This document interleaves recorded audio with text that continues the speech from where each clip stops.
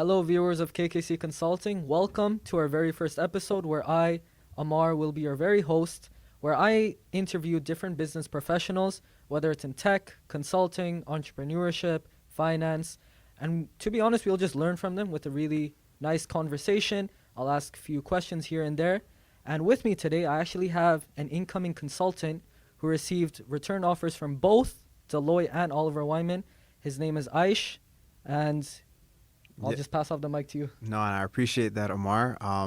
That was a formal introduction. Very formal. Me personally, we could keep this like a casual conversation. All right, you can take over my podcast. That's all good. No. I don't think I want to even like go into the depths of like managing a podcast. I'm very happy to join anybody's podcast, but I wouldn't start one myself. But I do appreciate the introduction, and I'm happy to be here. No, that's amazing. I appreciate you for giving that little disclaimer. Really, really casual, and we'll learn a lot from this, hopefully. Now, I'll really just dive into the very first question, so get ready. Go for it. What initially drew you to consulting, right? And do you mind just giving a little backstory about what consulting really is to our viewers, since you are an incoming consultant? You probably Yeah. have a really good and, simplistic definition of it. Yeah. I'm gonna assume like most of our viewers are like undergraduate students, Right. people who are just kind of like figuring out their careers, and they may just heard of consulting and what is it. And I was definitely one of those students. Right. I remember when I was your age and I was going into university, I didn't know what consulting was. So you're And- saying I'm better than you?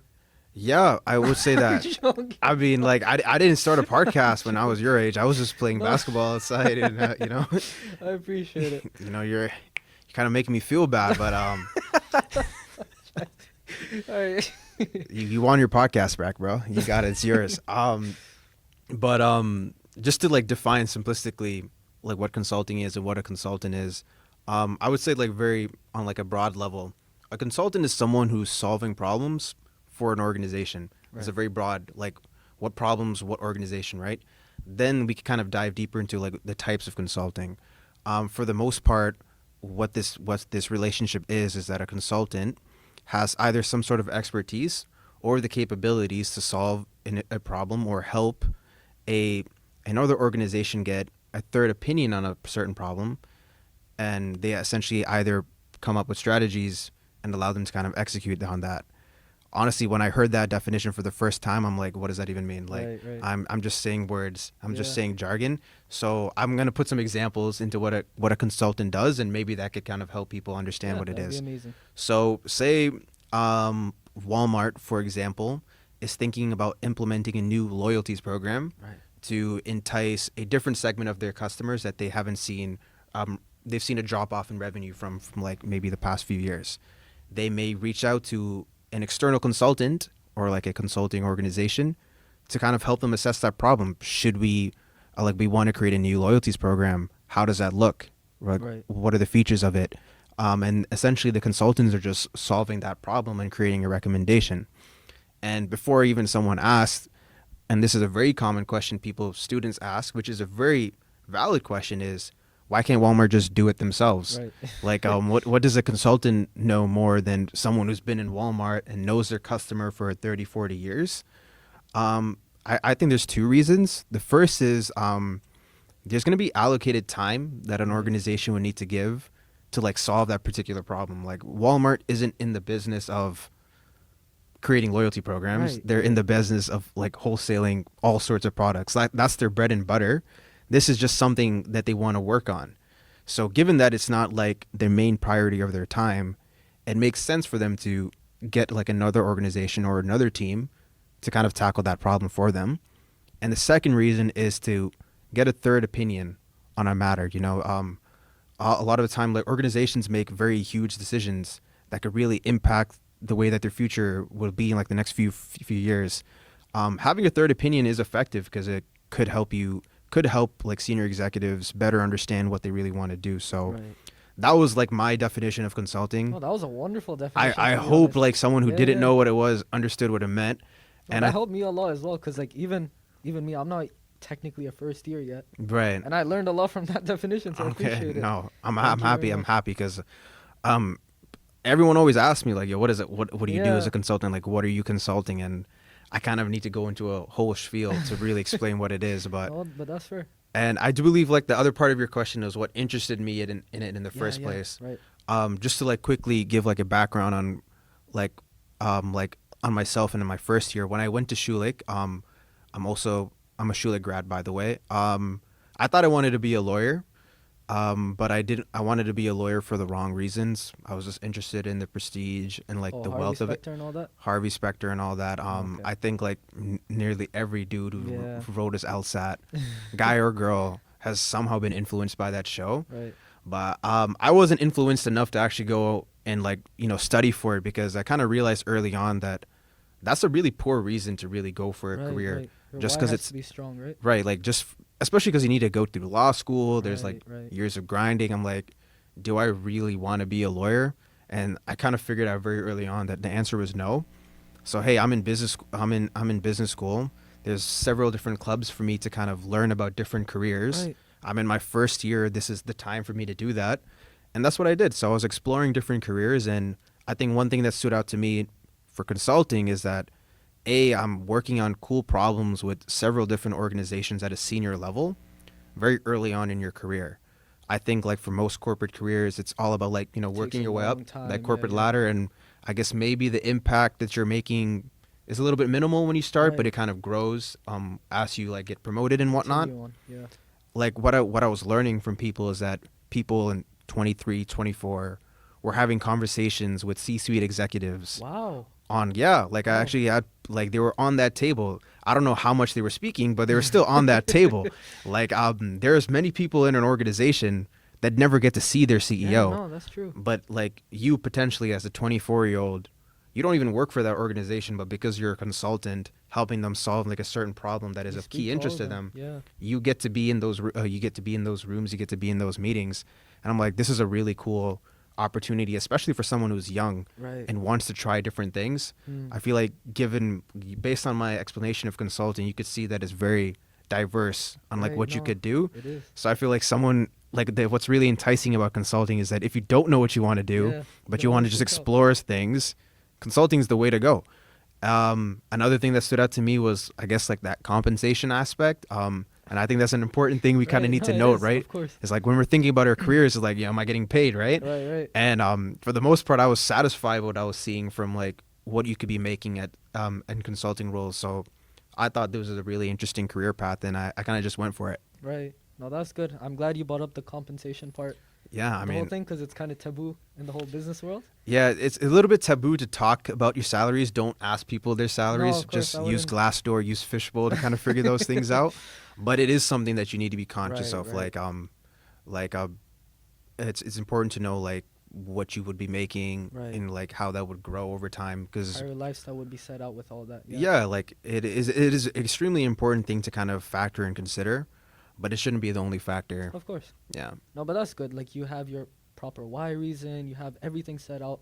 And I mean, mashallah, you're an Oliver Wyman now. So Yeah. congratulations I for appreciate that. it. That's I amazing. appreciate it. Yeah, yeah. Now, I kind of wanted to dive in a little bit about your internships. We're going Mm. back in the past a little bit. I Right. know you're a bit older, but I'm only 22, guys. I'm only 22. pushing 30 soon. Okay, I'm not, when I hit 25, 26, then you could say I'm pushing 30. I'm pushing my mid 20s. Okay. Are you enjoying it? No, not at all, bro. Did you enjoy 17 or 22 more? Dude, I just turned 22 like a week ago. I I'm can't the really same, tell you bro. about okay, how 21, sure. No, I enjoyed being 21 more than being Really? 17. Yeah. No, I think you're just saying that No, I feel like cope. no, I lied. I enjoyed being 17. 17, I didn't worry about anything, Yeah. bro. I wasn't starting podcasts like you. Like I said, I was just I like appreciate it. just playing basketball, playing video games, just having fun with life. I didn't take it too seriously like you, but You're making me sound like I'm a nerd or something. no, I'm just saying like you set yourself up for success, Alhamdulillah, So yeah. maybe when you're 22, God knows where you're going to be if you're started off 17 like this, right? I appreciate it. Inshallah, whatever happens, Inshallah. happens, right? Inshallah. But yeah, we kind of got sidetracked. Apologies, viewers, but now we know a little bit more about Aish. Anyway, so let's talk about your time in the internships at both Deloitte and Oliver Wyman, Yeah. which are both leading firms Right. in the race. Yeah, what specifically did you want to know about my internship? Oh, yeah. Yeah, my bad. I forgot to add that part in. Yeah. But essentially, just your journey in it. What were your highs and lows?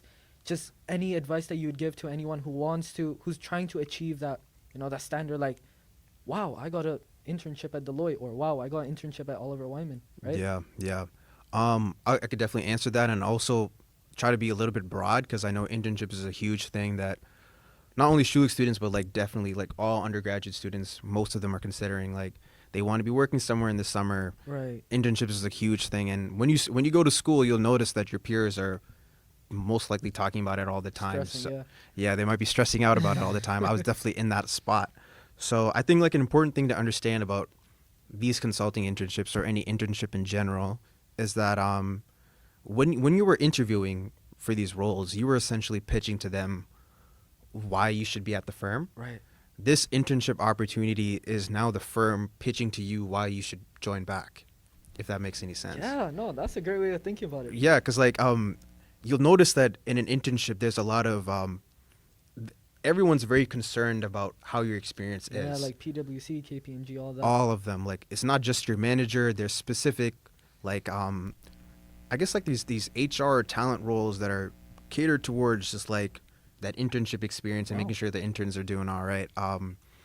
Your managers, your peers, maybe like a senior consultant who's just only been in the industry for like 2 years. They're also very concerned. Everyone's very much concerned about your experience. Right. So even though you're an intern, and I guess like on the hierarchy, you're like at the bottom of the Right. barrel, I would say being an intern is like the best position at the firm, is because you get to experience all like the good stuff.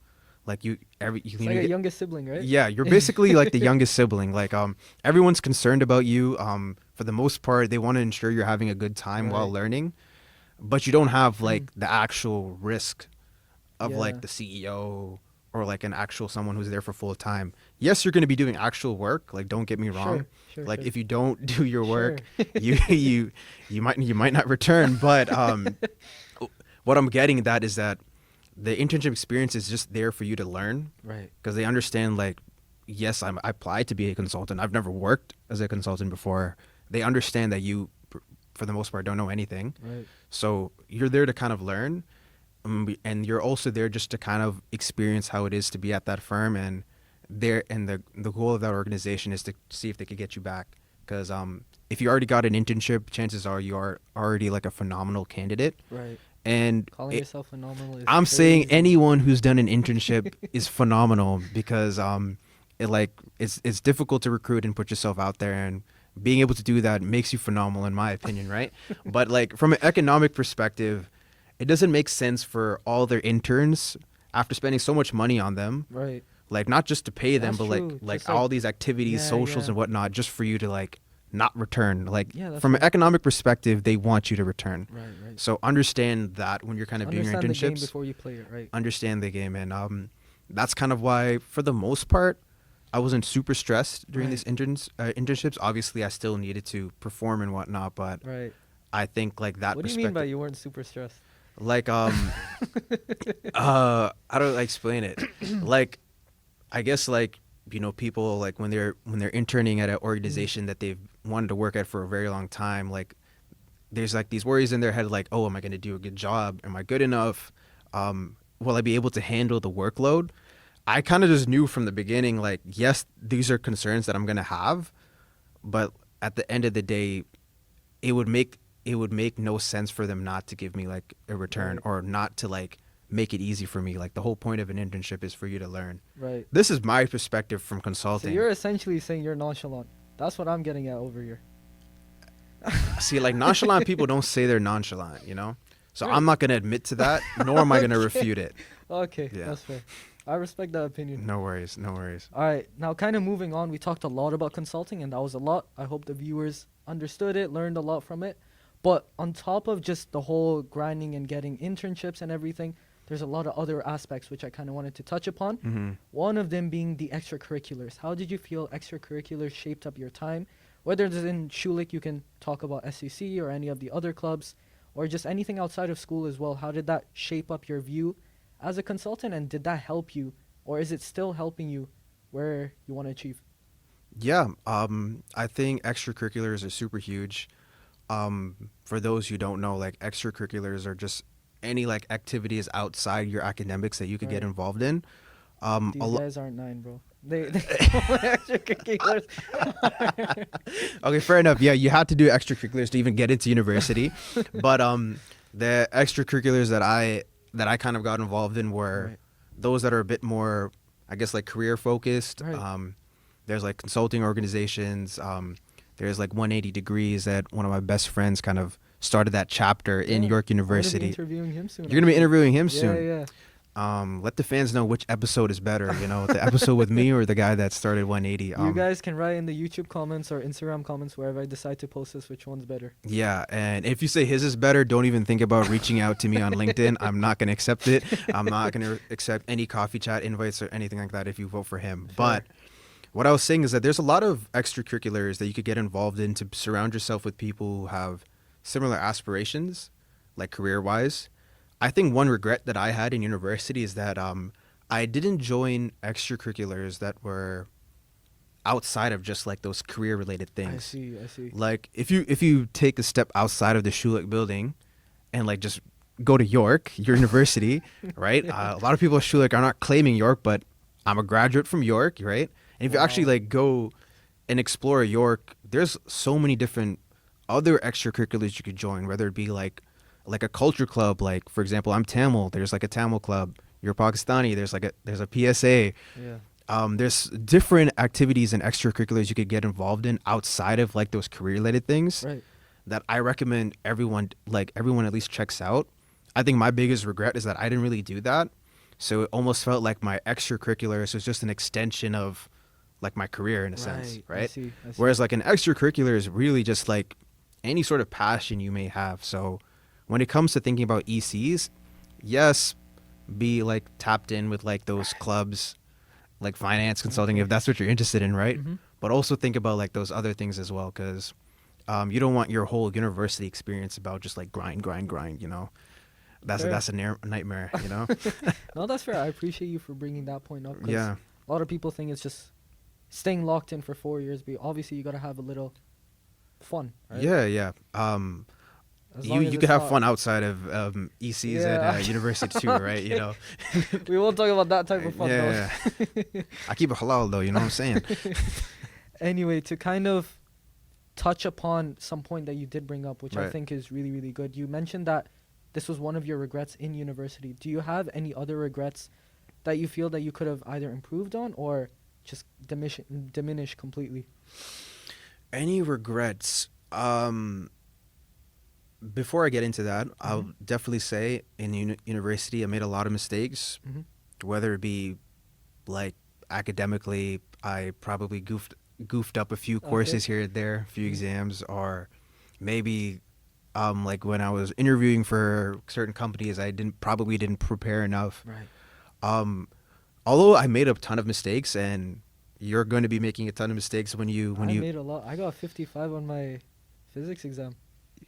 Okay, I mean, see, it's funny, like like I know, but like at the end of the day, you still have like phenomenal grades going into Schulich, right?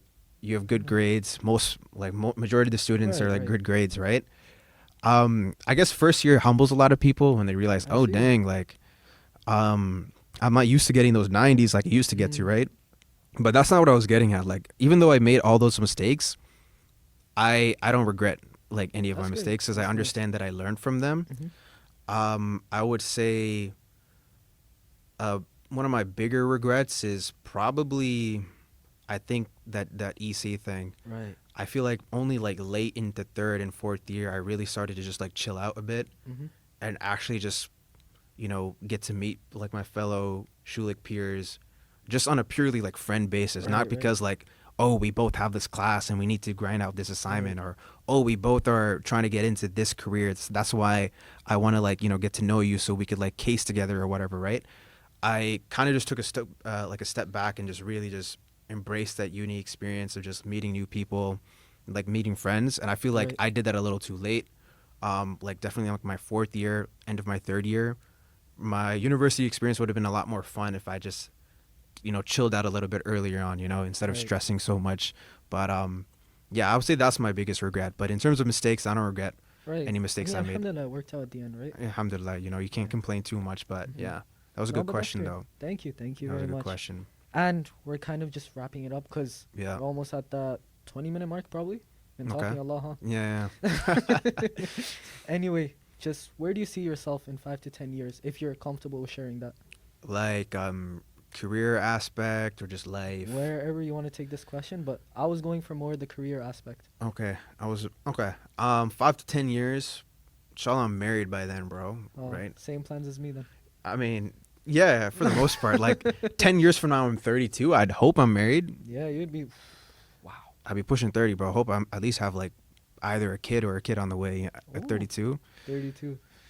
Nah, I want to have a kid before then. But yeah, that's not I career. don't think they care. Yeah, they care about the professional stuff. I definitely see myself being a little bit more Kid entrepreneur. at 32? No, kid by 32. Like, Wow. what do you mean? What's so wild about that? No, it's just like. No, I just realized you're old. That's that's if I added 10 years to my current age. 5 years from now, I'll be 27, right? Okay, that's fair. You know what? You're not old. You're young. Yeah, In your youthful prime. I am in my prime. Yeah, sure. You're Whatever you want to believe. actually no. We're entering our prime. You know. 5 years apart. No. Like we're You can't group yourself with me. we're in the same age group of 17 to 23. We're in the same age group of 17 to 23. You know what I mean? Sure, that's whatever makes you happy, man. Yeah, I hope we have a second episode, so I'll agree with you. Yeah, we're young. But but to answer that question from like a career aspect, I think I see myself being a little bit more entrepreneurial. Oh, I see. I definitely have entertained the idea of like starting my own thing. I did start my own thing, which you could probably learn more about in episode Right. 2 when you interview Iman, like when we kind of ran our little anime clothing store. But I like that idea of doing something on my own Right. and being my own boss and being able to kind of control like how much like my lifestyle, because in a sense, like when you're an entrepreneur, like You the dedicate amount your of money hours. you're making is really contingent on like your How many hours you're performance, putting in, yeah. the hours you're putting in. Whereas like even in like the best careers possible, like physicians, bankers, consultants, lawyers, there's only a cap on how Yeah, of course. much you could go, right? Right. Um, It's just going up the ladder and ladder, right? whereas as an entrepreneur, as a successful one, there really isn't a cap. Like it's really just about your capacity and how much you really want to push it in whatever you're kind of doing. So I definitely see myself entertaining that aspect, even though we didn't really touch upon that. It was very much like this conversation was more so about like consulting and Right. whatnot. I think I might No, tap but into that a little bit. entrepreneurship is really nice because we didn't really mention this, but consulting has amazing exit opportunities as well. Right. And that's something to always keep in mind when deciding a job as well, right? Like whether it's investment banking, consulting, anything else. Actually, if you don't mind, do you mind touching upon the whole exit opportunity side of consulting? Yeah. I think I should have mentioned it earlier. I appreciate you for bringing that up. No worries. That's 'cause my like- job. Because like I think one of the things that also make consulting like an attractive career prospect for people is like the exit opportunities.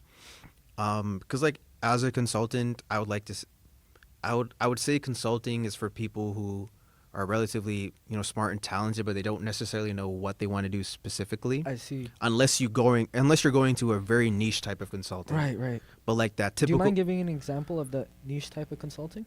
Yeah, I think like a very specific one would be like tech consulting, Oh, I see. and within that you could be just working on a specific type of technology like SAP. Like Right. you're an SAP consultant, you help organizations implement SAP or Workday, like very specific. Like it's almost obvious where your career is going, right? Right. It's in that tech space.